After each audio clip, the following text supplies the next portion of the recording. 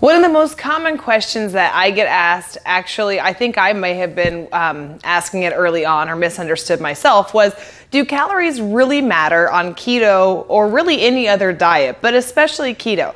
So I'm going to answer that question for you as well as a bunch of other questions when we come back right after this.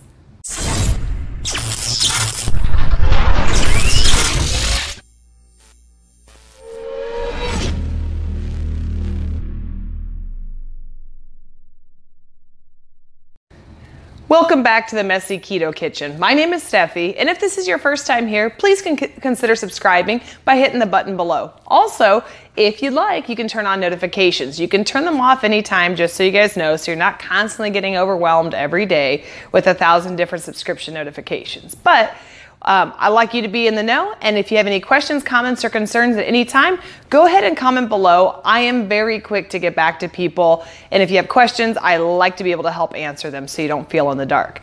Today, we're going to be talking about the dreaded calorie.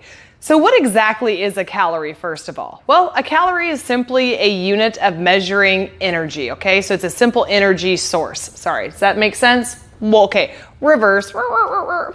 A calorie is a unit of energy, okay? So think about when you go to fuel up your car, that is just energy, fuel being put into your car. That's the same thing a calorie is, but for your body. Everybody has a different amount of calories that their body needs to survive. Your base metabolic rate, or BMR as you may have heard of it, is the bare minimum amount of calories that your body needs to do the basic human functions: breathing, sleeping, eating, going to the bathroom, walking to the front door to get the paper, all of that stuff. There is a baseline amount of calories, and everybody's is different. So using my visual aids here, I like to show you, for somebody who is obviously a little bit bigger, you would need more calories to fuel that, okay? And if you're a little bit smaller, shorter, whatever it is, you'll need less calories to fuel that. The biggest problem that tends to happen for all of us where we end up putting on weight is that we eat above what our baseline calories need to be. Think about it this way. If your body already has a little bit of extra fat on it, which some of us do, right? A lot of us do. You don't need to eat the same amount of calories as your base metabolic rate in order just to maintain your weight. What I mean by that is that if your base metabolic rate is 1,500 calories, you don't have to eat 1,500 calories every single day just to maintain, because you have extra calories kind of sitting in your body, if that makes any sense at all. So what I like to do is go back to my fun example here, and I use this full water bottle as my fun example, okay? So let's just say that as the water bottle is full, that means that you have your baseline calories that you need, okay? So this is the main amount of calories that you need to breathe, sleep, eat, all that kind of stuff that we talked about before, okay? So this is a great way for me to stay hydrated, by the way. So let's say you are at your baseline calories and you decide to go for a hike. Okay, so now your calories are just a little bit lower. I don't like that my camera just unfocused because of the water. Back it up. Water. Okay. Anyway, sorry about that. I'm not sure why it's not focusing, but it'll come back. Don't worry. Anyway, so, okay, I went hiking and I've depleted some of my calories. This is bothering me now. There we go. So we've depleted some of those calories. Very good. Then I decided, you know what? Hiking wasn't just enough for me, so I'm also going to go and I am going to go climb a mountain too and work on blasting my quads while I do it. I don't know. This is like a fun drinking game, yeah? Okay, so man, I'm so proud of myself. I went and I blasted my quads and I ran up that hill and all that. So I owe myself some Panda Express. So I'm just gonna go ahead and add a couple of calories. Okay, a lot of calories for Panda Express. Okay, now I'm topping off. All right, so now I'm at right back to baseline. If I stopped right now, I would be okay. Back into focus. There we go. This phone's pretty funny. Okay, so now I've stopped. I'm good. I've had my caloric goals hit for the day, but I can't just end the day like that. I need to have some ice cream. And oh, why are you spilling over? Okay, no, it's just ice cream. It's just ice cream. Oh, but there's fudge in that ice cream. Oh my God. Oh, and now the calories overdone.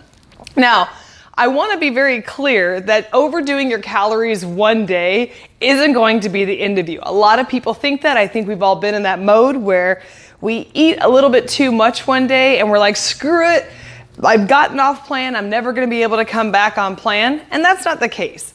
Let's measure it out. Calories, it takes 3,500 calories. Sorry, I gotta get some paper towels here. 3,500 calories to gain 1 pound of fat. So 3,500 calories equals 1 pound of fat. Now, does that mean if you eat 3,500 calories ever that you're gonna gain a pound of fat? No. It's 3,500 calories in addition, like a surplus over what your base metabolic rate calories tell you to be at. I hope that makes sense. So rather than looking at it as a one-day thing, okay, that you went over your calories one day or something, look at it as a week-long thing, okay? And if in the end of the week you either hit the bare minimum of the calories or you go a little bit over, it's not going to make that big of a difference. If you go over by 3,500 calories for the entire week, that's when you'll start to see the weight gain. On the flip side of that, if you start to create that calorie deficit, which is what a diet does, a proper diet does, you will start to see that the weight go down because you are eating in a deficit, and then your body is going, okay, where do I need to pull fuel from next? So it pulls from body fat and all that other fun stuff. I know this is kind of all over the place, but I think this is like the best way to describe calories the best way I can. The other way I would think is maybe if you thought about when you do go to the gas station, you have regular, you have super unleaded, and then you have super plus unleaded, okay? So your regular could be like the equivalent of some okay food, like it's gonna still fuel you, it's still gonna get you what you need, but it's not gonna be as good on your system as maybe the super plus. Does that make sense? I think it makes sense to me, you guys. Anyway, any diet that you're on, whether it be a ketogenic diet or you're cutting down the fat or whatever it is, it still relies on creating a caloric deficit. Caloric deficits can be created by minimizing the food intake and or maximizing the energy output. So if you are working out, if you do decide to climb that mountain and blast your quads or whatever, you are going to see some results. However, if you've ever heard the term, you can't out-train a bad diet, there is some serious truth to that.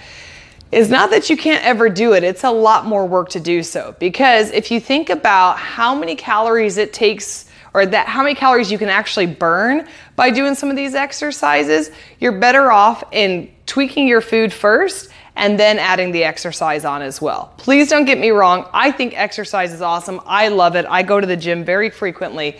But the reality is 85 to 90%, in my opinion, of your success with a weight loss program is going to rely on how you eat. It's calories in, calories out. Adding in exercise is just going to make it that much more of a, I guess we'll say, a speedier process, and also you'll get to see some better changes as far as your body composition goes.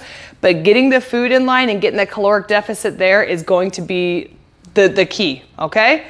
Anyway, I hope that this all made sense. Sometimes I have ideas and they're great in my head, and sometimes when I try to relay those ideas to everybody, it doesn't always come out right. It's probably because I just get too excited. But anyway, if you have more questions about how calories work or how calories work on a ketogenic diet, let me know. The main bullet point that you need to take away from this is that yes, calories matter even on a ketogenic diet. The beauty that you're going to see on a ketogenic diet is that you are going to feel more full, and so you will likely take in less calories than you were before.